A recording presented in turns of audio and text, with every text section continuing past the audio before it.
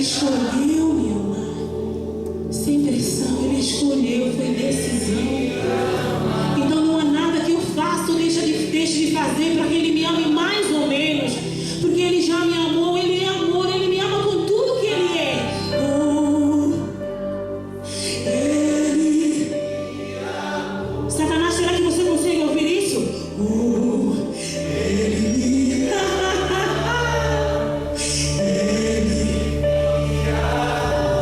repreendemos todo espírito de complexo de inferioridade ao som dessa canção. Porque Jesus nos amou. Nós somos filhos do Rei, do Senhor dos Senhores, do Alfa, do Ômega. Somos herdeiros do Senhor. Nós reinaremos com Cristo para sempre. Mais uma vez.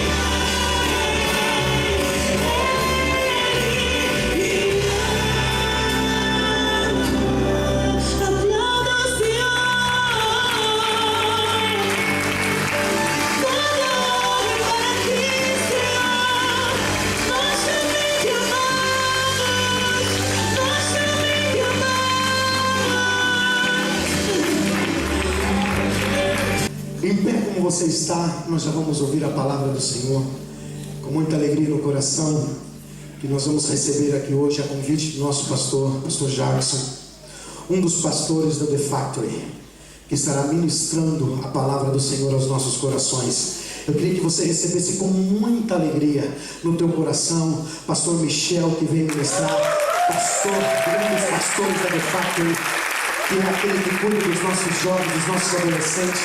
Eles têm a palavra de Deus para ministrar ao nosso coração, amém? Estenda sua mão para cá comigo e fala: Senhor Jesus, o meu coração eu abro neste momento para receber a tua palavra, a palavra que o Senhor já ministrou ao teu servo.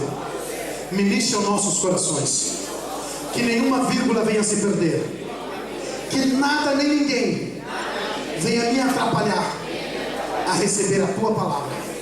Em nome de Jesus nós declaramos amém. Senhor, sobre a vida do irmão Michel, nós te pedimos, Senhor, a tua graça, a tua unção, que o Senhor venha usar com ousadia como o Senhor já tem feito, para a honra e glória do teu santo nome, ó Deus. Em nome de Jesus nós te pedimos e te agradecemos, ó Deus. Amém, Senhor. Boa noite. Vou dizer que é um grande privilégio essa noite poder ministrar a palavra. E gostaria de agradecer ao nosso pastor Jackson, pastora Kemi, por depositar nas nossas mãos essa confiança. Dizer que não é fácil, estar aqui sabendo o homem pastor que nós temos e toda a equipe pastoral que tem tanto talento, tem tanta destreza na palavra, e eu aqui é a primeira vez que vou pregar para a amada igreja. Então quero dizer que Deus tem uma palavra para você.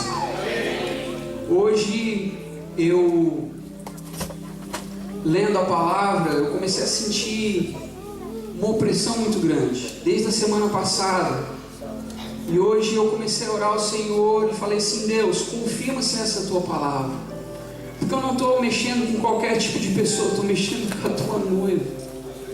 E o Espírito Santo, ele começou a confirmar. Ele falou assim: cara, deixa o Espírito Santo, é Ele que conduz, é Ele que vem como uma flecha, como um arqueiro certeiro e lança no alvo. E é isso que Deus, ele quer fazer na sua vida essa noite. Eu gostaria que você, ainda de pé, pudesse abrir em Lucas, no capítulo 19 e no verso 10, que diz assim: pois o Filho do Homem veio buscar e salvar o que estava perdido. Você podia repetir comigo? Pois o Filho do Homem veio buscar e salvar o que estava perdido. Pode tomar o seu assento. Se existe algum versículo na Bíblia que pode resumir de forma compacta e condensada o propósito de Jesus aqui na terra, esse é o versículo. Ele veio para buscar e salvar aquele que estava perdido. Se nós descobrirmos por que Jesus veio à terra, nós iremos descobrir qual o propósito da igreja aqui na terra. É impossível descobrir o propósito de Deus para a igreja se nós não entendermos o propósito na qual Jesus veio aqui. E a igreja é o meio para o qual Jesus encontra e salva aqueles que estão perdidos. Existe um mau entendimento do termo ou do conceito de perdidos. E na igreja se fala muito: aqueles perdidos, nós os salvos, os eleitos. E falam aqueles perdidos como se fosse uma raça inferior. E muitas vezes essa linguagem é a linguagem dos cristãos, que usam o termo perdido para catalogar as pessoas como se fosse de algo que não tivesse tanta importância, que não tivesse algo de valor. E porque o grande valor são os salvos, os escolhidos, mas esse é um termo e é um conceito que não é fundamentado pela Bíblia. Porque o conceito de perdido é um conceito de valor e de dignidade. Porque só se considera o que é perdido aquilo que tem valor. Se eu pegar uma laranja e eu comer ela, eu descascar e pegar a casca dela e jogar fora, eu não considero que a casca está perdida, porque a casca não tem valor. Mas se eu perder a minha carteira e o meu passaporte, eu digo que ele está perdido, porque ele tem valor para mim. Um exemplo maior do conceito de perdido é quando alguém infelizmente perde o seu filho por alguma razão. Eu me lembro, alguns anos atrás, eu e a minha esposa estávamos no mercado e a Yasmin pequenininha, a primeira coisa que ela ia era na seção de brinquedos.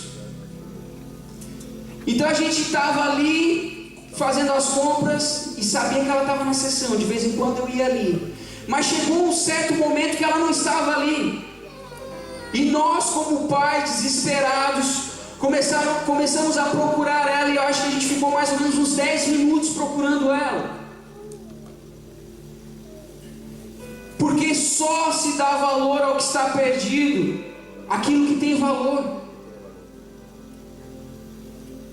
Quando Deus declara que as pessoas que não o conhecem são os perdidos, Deus não está desvalorizando eles.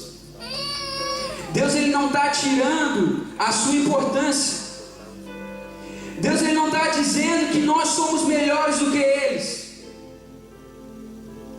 porque Deus está dando valor, importância e peso, porque só se considera perdido aquilo que tem valor, aquilo que tem dignidade, aquilo que tem importância. E o fato de alguma coisa estar perdida não tem menos valor por estar perdido. Se você pegar uma nota de 50 pounds e você perder, não tira o valor de ela estar perdida ou se ela está no seu bolso. Ela tem o mesmo valor. As vidas das pessoas não perdem o valor só porque elas estão perdidas. Eles em todo o tempo têm o seu valor. E Deus, Ele vai fazer de tudo para encontrar. E Ele conta comigo e com você, a igreja, para encontrar o que está perdido. Como um pai desesperadamente procura o seu filho perdido. E Deus, Ele quer encontrar as pessoas que ainda não têm um relacionamento com Ele. E é por isso que o termo perdido é o termo mais importante que valoriza e dá importância a uma pessoa. Quando nós falamos perdidos, daqueles que não conhecem a Cristo, que não têm relacionamento com Deus, nós precisamos tomar cuidado. Porque a Bíblia faz referência a esse termo, porque Deus dá muito valor. E nós não podemos desvalorizar aquilo que Deus dá valor. Nós não podemos rejeitar, negligenciar aquilo que Deus dá importância. E colocar de escanteio aquilo que Deus quer encontrar. Então Jesus, Ele veio para buscar e salvar aquele que estava perdido. E essa é a função da igreja. O que significa estar perdido? Numa perspectiva espiritual, estar desconectado de Deus, estar desconectado da sua família de amor, que é a igreja. É ser enganado por Satanás e ver a vida e a nós mesmos por uma perspectiva errada. Significa estar desviado do plano de Deus, derrotado pelos próprios impulsos. E a Bíblia diz que Jesus veio a esta terra para buscar e salvar a todos que estão perdidos. E esse foi o objetivo de Jesus a vir aqui à terra. E esse é o objetivo da igreja. Nós estamos aqui não por nossa causa, mas nós estamos por causa daqueles que ainda não estão aqui. A igreja catedral existe aqui não por nossa causa, mas por milhares que ainda não encontraram relacionamento com Deus. E nessa noite eu gostaria de falar com vocês de 3 pontos na qual Jesus veio buscar e salvar. E em primeiro lugar, Jesus, Ele veio para curar aqueles que perderam a sua saúde. Vocês sabem que Jesus gastou 1/3 do seu ministério para curar os enfermos. E a Bíblia tem uma expressão muito usada nos evangelhos que diz que Jesus, Ele veio para pregar, ensinar e curar. 1/3 da ação de Jesus na terra foi para curar pessoas. Se nós olharmos o cristianismo, existem 3 grandes sinais ao longo da história, aonde o cristianismo chegou para evangelizar. Existem 3 pontos importantes, que são a igreja, a escola e os hospitais. Aonde o cristianismo chega, estabelece igrejas, escola e hospitais. Igreja para pregar, escola ensinar, hospitais para curar. Foi esses 3 pontos. E isso é algo muito interessante que a gente vê nas missões. A primeira coisa que quando eles chegam e dominam aquele território, a primeira coisa que eles fazem: igreja, escola e hospital. Em Marcos, no capítulo 1, no verso 40 ao 42,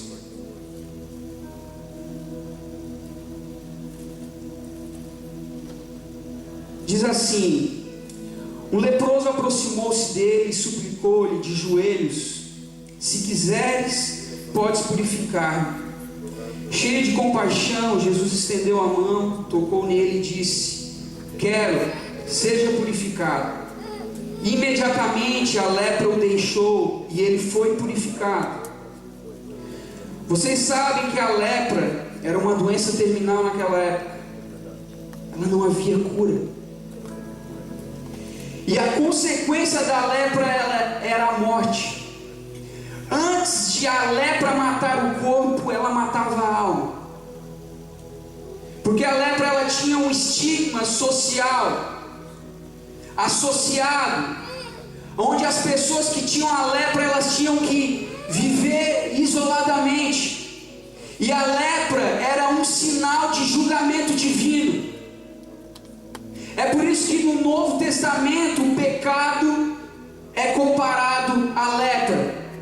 A lepra era como um sinal físico exterior de uma falha moral, de um pecado. E o leproso naquele tempo ele tinha que viver isolado, e muitas vezes ele andava com um sino. E quando ele chegava perto de algum grupo, ele tinha que falar: leproso, leproso, impuro. Então esse grupo saía porque eles tinham medo de ter o contágio com esse leproso. E é interessante, porque se você imaginar, se chegasse um leproso hoje aqui e falasse impuro, impuro, todos nós teríamos que sair. Era a forma que eles viviam, era a forma como a sociedade estava impondo sobre essas pessoas. E eu não sei se vocês perceberam, quando eu li aqui, que Jesus, o que ele fez quando o leproso se aproximou e ficou de joelhos?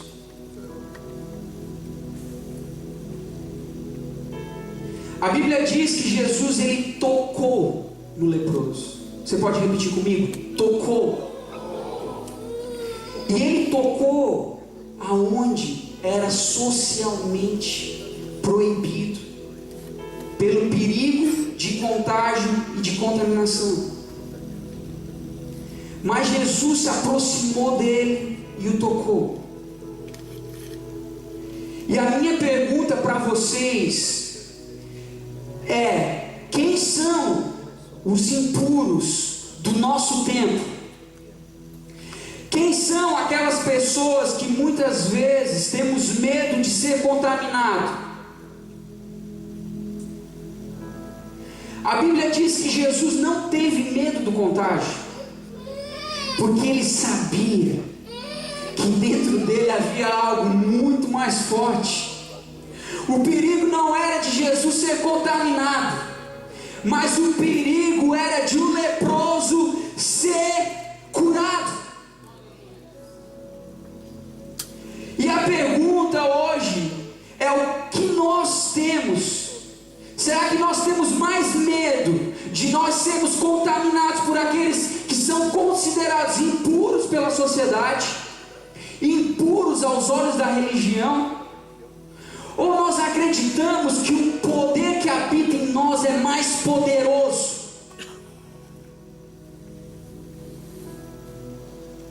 De nós acolhermos em nosso meio aqueles que muita gente diz não.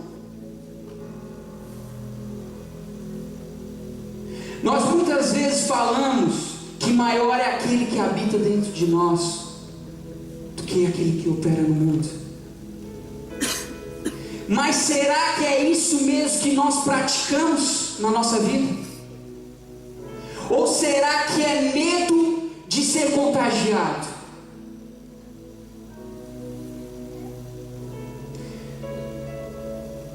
Aqui talvez não aconteça, mas as pessoas dizem que esse tipo de pessoa pode desviar os jovens da igreja.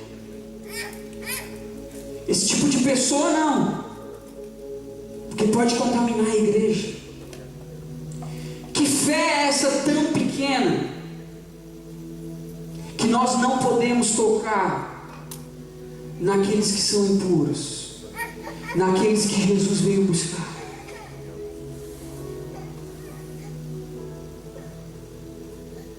No carnaval, é onde a maioria das igrejas no Brasil tiram os jovens e levam para um retiro, uma espécie de acampamento, com medo de que os jovens se percam e sejam contaminados. Só que algo que eu acho muito interessante é a igreja PIB lá em São José dos Campos, na qual o nosso pastor tem o seu discipulador, Carlitos Paz, e todo carnaval eles têm um nome que se chama Reação. Eles não saem, não pegam os jovens e vão para acampamentos para impedir para que eles não sejam corrompidos, mas eles saem da igreja com roupas, com escola, com desfile, para alcançar aqueles que realmente precisam.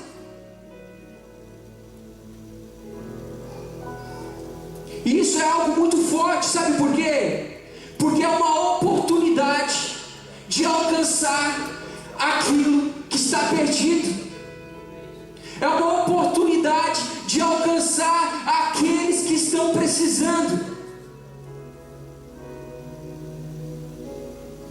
O poder que habita em nós é maior do que o perigo de contágio. Mas você pode dizer, mas tem cristãos que são contagiados, e é verdade.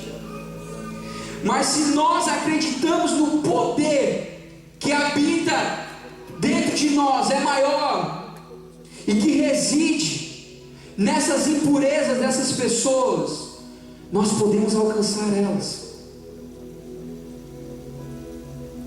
Nós podemos ser agentes, não para ser contaminados, mas para contaminar essas pessoas de forma positiva. A minha pergunta é: você não quer tocar nessas pessoas pelo medo de ser contagiado? Ou você acredita verdadeiramente no poder de Deus agindo verdadeiramente na sua vida? Tocar naqueles que precisam de Jesus, ser uma extensão da igreja para aqueles que não conhecem o amor de Deus. Nós nunca poderemos alcançar os perdidos se nós não tocarmos neles, porque Jesus sempre tocava nas pessoas. E agora a minha pergunta: por que Jesus tocava nas pessoas? Por que o toque dele era tão importante? Porque o cristianismo, ele fala de proximidade. Repita comigo: proximidade.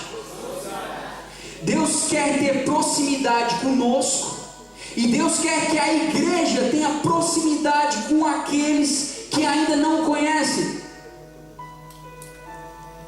que possa tocar, que possa abraçar, que possa receber, mesmo com as suas impurezas, com as suas debilidades, mas que aqui nesse local nós possamos receber com amor, com acolhimento e inclusão, porque a única chance de eles serem transformados é se eles forem recebidos. É a única forma, é a única chance. Por isso que a Bíblia fala que ele veio primeiro buscar e depois salvar. O grande problema é que muitas vezes a gente quer salvar e depois buscar. É muito mais fácil você chamar uma pessoa para vir à igreja e receber uma mensagem, do que você começar a tocar nessa pessoa. É por isso que eu acredito em PG, em pequenos grupos. Sabe por quê? O primeiro passo não é vir à igreja, o primeiro passo é ter um contato com você, é entrar dentro da sua casa. Só entra na sua casa pessoas que você confia, e você dar a oportunidade para essa pessoa que você não conhece, você está recebendo ela. É a única forma de você tocar. Você nunca toca e você nunca ajuda ninguém se você não for capaz de tocar. A igreja precisa entender que antes de salvar, ela precisa buscar, tem que receber, tem que incluir as pessoas no nosso meio. E não é um prêmio de mudanças para ela, porque é a única chance que elas têm de mudar.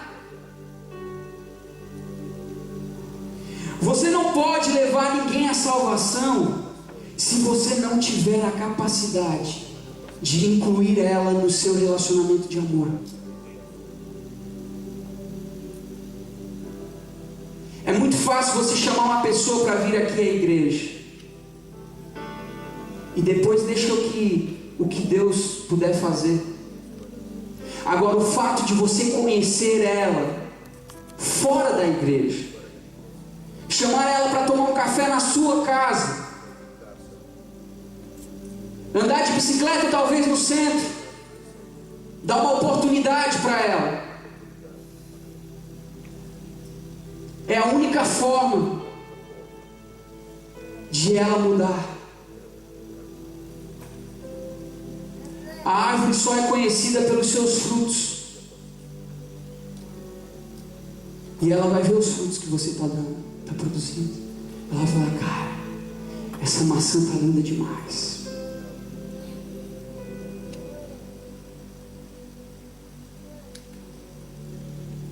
Por isso que Jesus veio curar aqueles que são ridicularizados pela sociedade, por aqueles que ninguém quer ter contato. Foi com esses que Jesus veio curar. Jesus veio curar aqueles que perderam a saúde. Cutuca na pessoa que está do teu lado e fala assim: cara, não dorme aí não. O segundo ponto, Jesus veio para libertar aqueles que perderam a sua liberdade. Em Lucas, no capítulo 4, no verso 18 ao 19, diz assim: que o Espírito do Senhor está sobre mim, porque Ele me ungiu para pregar boas novas aos pobres. Ele me enviou para proclamar liberdade aos presos e recuperação da vista aos cegos, para libertar os oprimidos e proclamar o ano da graça do Senhor. Em outras versões, o ano aceitável de Deus. Então ele fechou o livro, devolveu ao assistente e assentou-se. Na sinagoga todos tinham os olhos fitos nele, e ele começou a dizer-lhes: hoje se cumpriu a escritura que vocês acabaram de ver. Essa leitura que Jesus fez na sinagoga é uma citação do profeta Isaías. E a última parte, que diz que esse é o ano aceitável do Senhor, tem algo muito interessante. É uma referência de uma celebração judaica que acontecia de 50 em 50 anos. E ela era conhecida como o ano do jubileu. Você já ouviu falar sobre o ano do jubileu? O ano do jubileu era uma festa que era muito interessante, porque ela só acontecia de 50 em 50 anos. De 50 em 50 anos, os escravos, eles ganhavam a sua liberdade.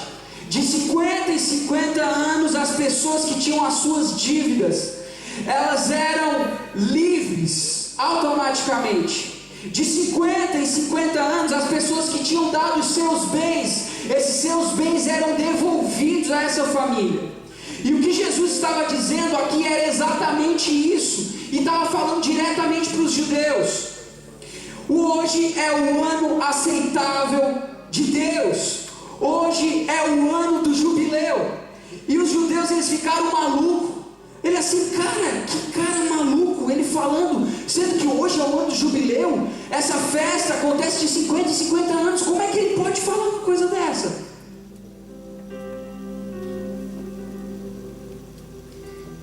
Só que tem algo interessante aqui, porque Jesus ele veio para libertar tudo aquilo que te prende, tudo aquilo que te amarra, de tudo aquilo que te retira a liberdade. Deus, Ele criou o homem para ser livre, até livre para dizer não. E tudo aquilo que retira a liberdade do homem é contra a natureza de Deus. E Deus sempre se levanta contra tudo aquilo que prende a humanidade. Hoje nós vivemos na Inglaterra, nós temos liberdade de expressão, temos liberdade legal, temos a liberdade de nos reunir aqui. Mas há muitas pessoas, inclusive eu, que tem todo esse tipo de liberdade, mas não tem liberdade em algumas coisas pessoais. Há coisas que te prendem, há coisas que te machucam, há coisas que não te deixam livres, hábitos, vícios, que muitas vezes nós carregamos e que retiram a nossa liberdade. Deixa eu te falar algo. Tudo aquilo que retira a capacidade de você dizer sim ou de você dizer não, tudo aquilo que tira essa capacidade de escolha, é uma escravidão. Nós vivemos num país livre, mas há coisas dentro de nós que nós não conseguimos dizer não. E isso é uma forma de escravidão. A Bíblia diz que Jesus veio nos libertar de todo vício, de todo o mal que habita em nós, que nos prende, tudo aquilo que a gente sabe que não é bom, mas nós não conseguimos dizer não. E Ele veio para nos libertar. E se você está aqui nessa noite e há coisas na sua vida que você sabe que não são boas, que são prejudiciais, coisas que não são boas para a tua vida, que tiram a tua liberdade, a tua saúde, os maus hábitos, os vícios, hoje você pode receber a tua liberdade, porque hoje é o dia aceitável de Deus. Hoje não é mais de 50 e 50 anos, hoje é o dia do jubileu. Todos os dias, quando nós estamos com Jesus, é Ele que nos liberta, é Ele que nos cura, é Ele que veio nos resgatar. Não são mais 50 e 50 anos, é hoje é o teu dia.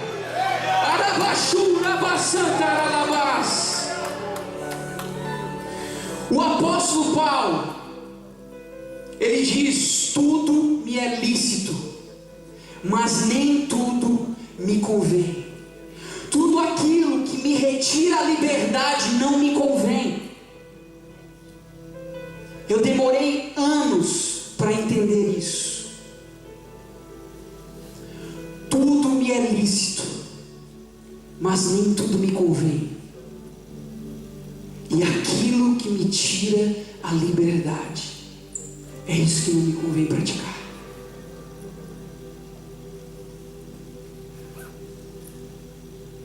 Sabe, não saia dessa noite sem você entregar tudo aquilo que tem te prendido. Seja honesto com Deus.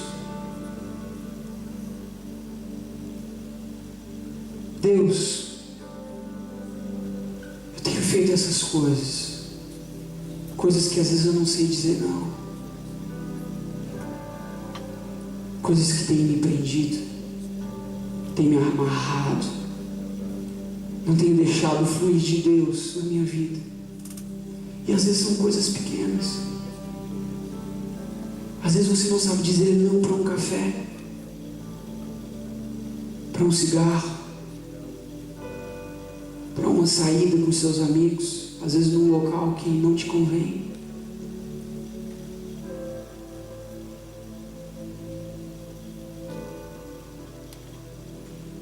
Terceiro ponto. Jesus veio para perdoar aqueles que perderam a sua dignidade. Uma das características do ser humano é a dignidade. Ele nos criou à sua imagem e semelhança e nos deu a capacidade de escolha. Só há verdadeira liberdade de escolha quando eu posso optar por sim ou não. Se Deus tivesse criado um homem sem a possibilidade de obedecer, não haveria liberdade, porque a liberdade implica no poder de decidir. Você decide, lembra? Quem lembra do Você Decide? Antiga, né? E a árvore do conhecimento que foi colocada no jardim do Éden é o símbolo de liberdade. E é algo interessante isso, porque muitos falam assim: Deus foi malandro demais, deu a eles capacidade de nomear os animais, de comer todos os frutos, mas colocou aquilo lá só para eles caírem. Não. O símbolo da árvore do conhecimento é o símbolo da liberdade, porque você só tem liberdade se você tem poder de decidir. E Deus, por amor a mim e a você, nos deu a possibilidade de nós olharmos para Ele e aceitá-lo, como também virar as costas.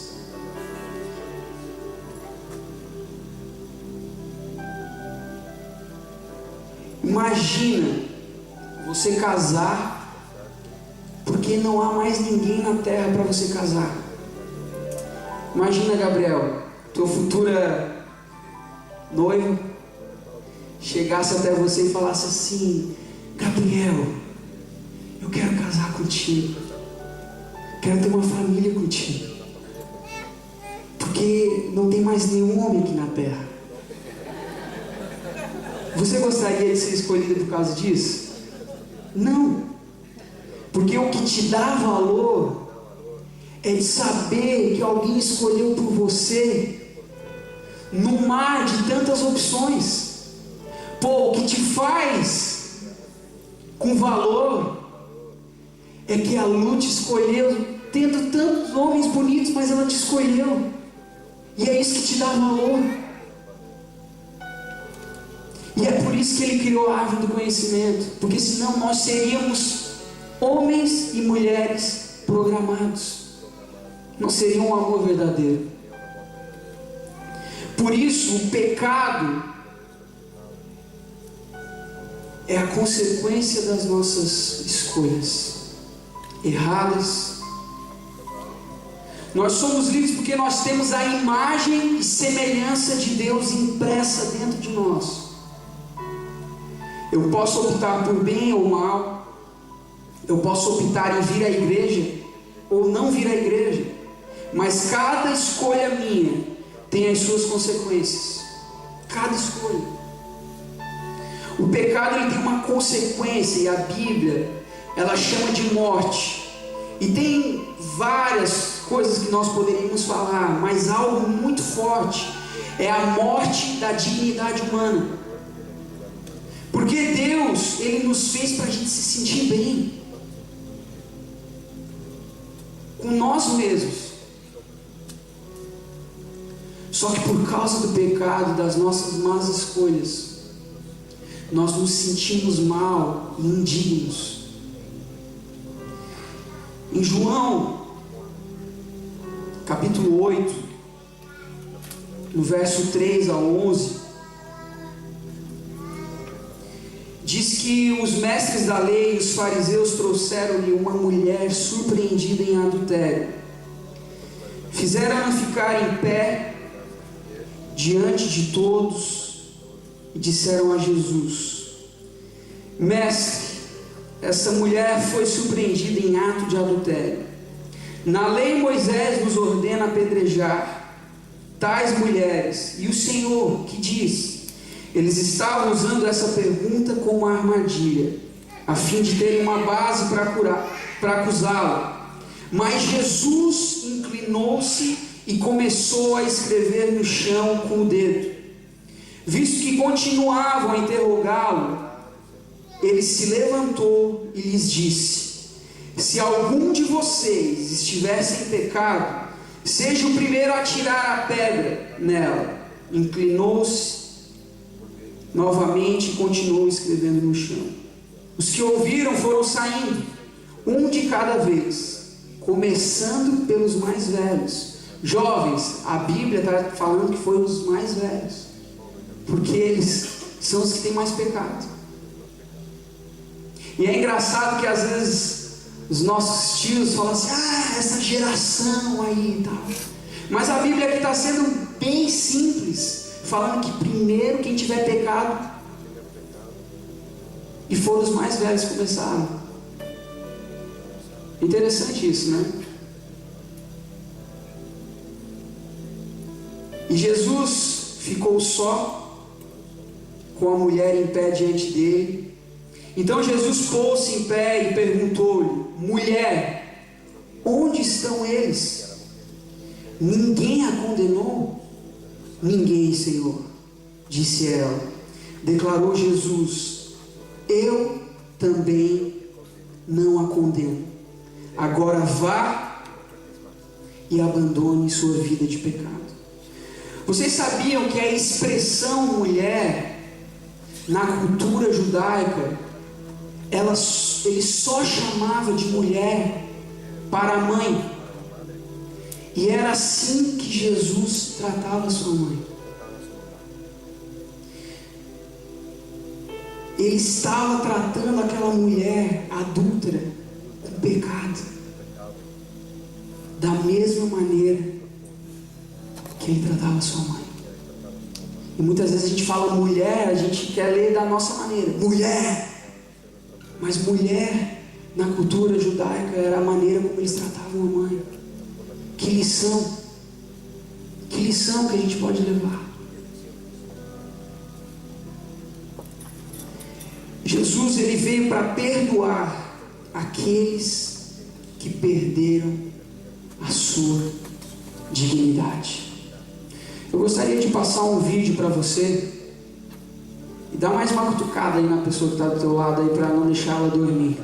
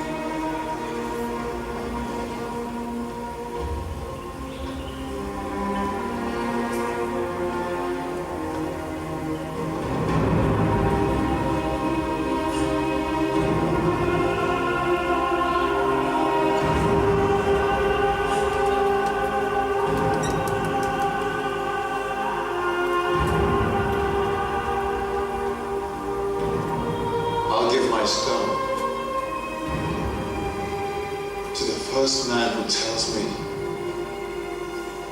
that he has never sinned.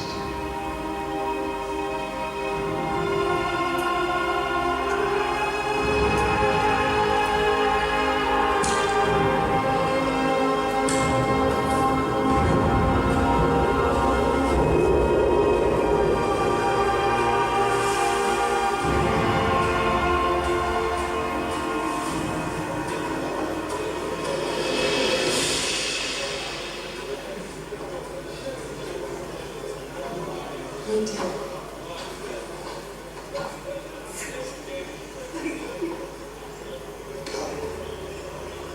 Senhor,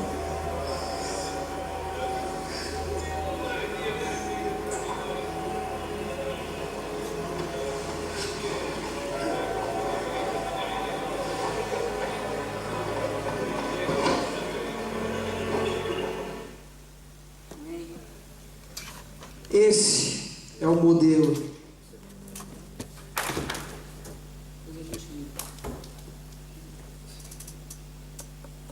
Que a igreja precisa viver. Um modelo onde as pedras estão no chão.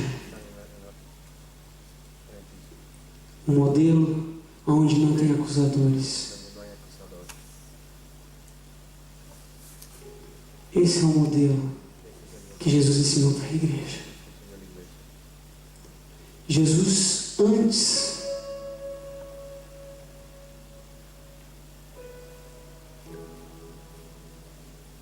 de falar com ela, trouxe a dignidade para ela. De que forma? Elevou ela em público. E a sós tratou o pecado. Nós precisamos ser a igreja que em público elevamos as pessoas. Mas no quarto, nós lidamos com os problemas. Não é igreja de acusadores. Não é igreja que aponta. Não é igreja com pedras nas mãos, mas as pedras que ficam no chão. O Senhor, Ele quer fazer uma igreja livre. Ele quer fazer uma igreja livre. Eu gostaria que você ficasse de pé.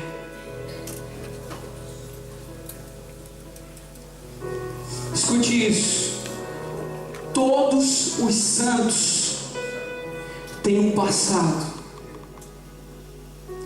E todos os pecadores têm um futuro. Isso é algo muito forte. Todos os santos tiveram um passado. E todo pecador tem um futuro. Nós precisamos ser a igreja que levanta as pessoas. Nós precisamos ser a igreja que pega as pessoas que um dia perderam a sua dignidade, que bateram no fundo e não tem mais esperança. Essa aqui tem que ser a igreja onde tem a esperança, oportunidade, onde as pedras estão no chão.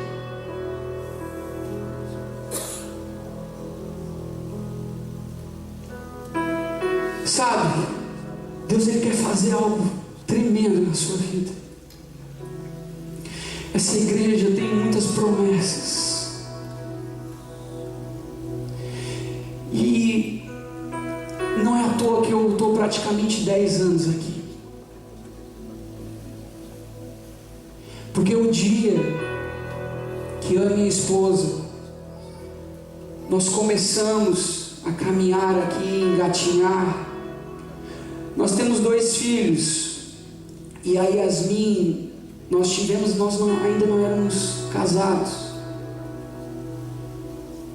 Muitos se levantaram com a pedra, mas também muitos jogaram a pedra no chão. O pastor, eu lembro quando nos acolheu. Isso foi o que fez a diferença na minha vida.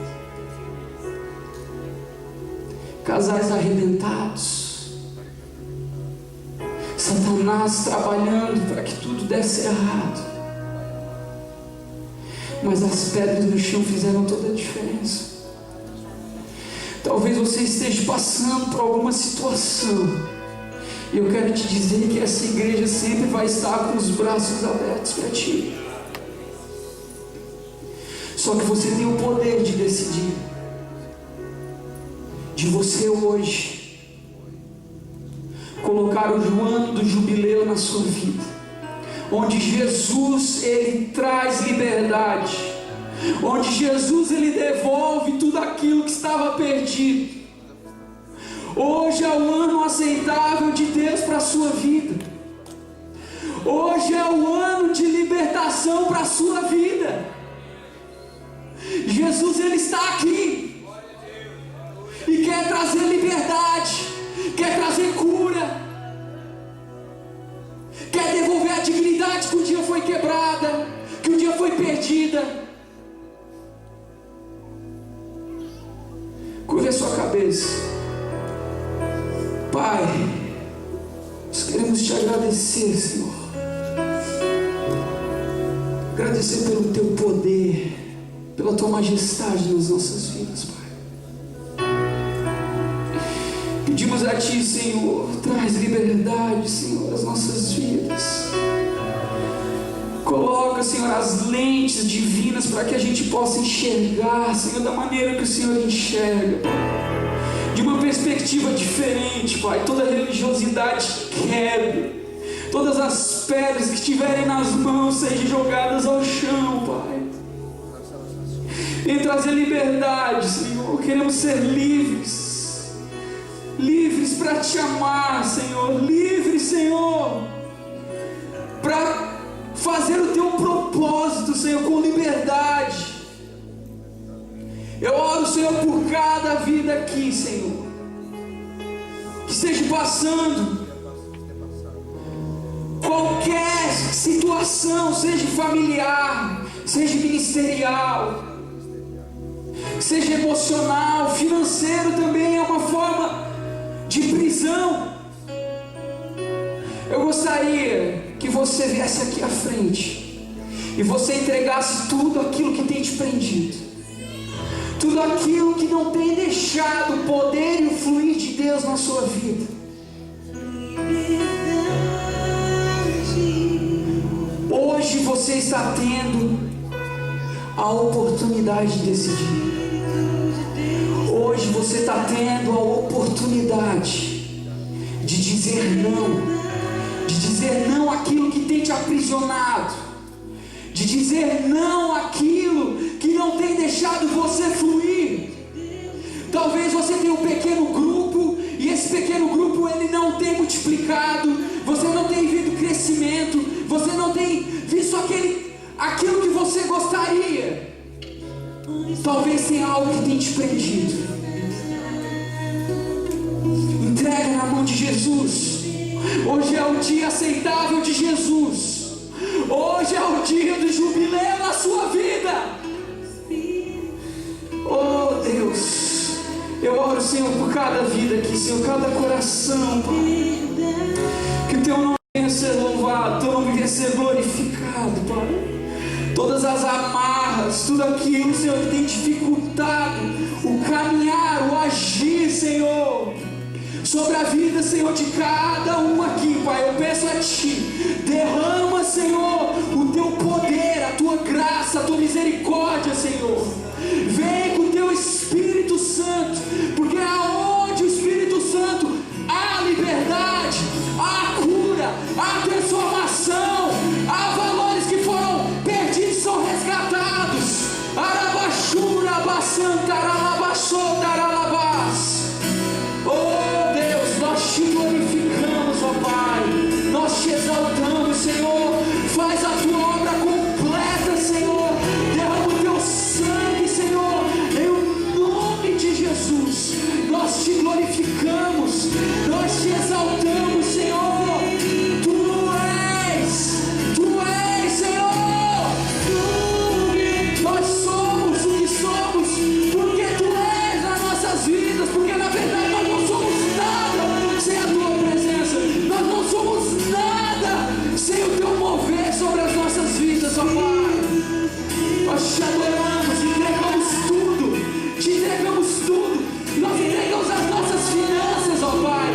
Nós entregamos o nosso ministério, nós entregamos a nossa família, as Tuas mãos, Senhor. Levanta-nos, Senhor, como uma igreja de exemplo, uma igreja a ser seguida como modelo.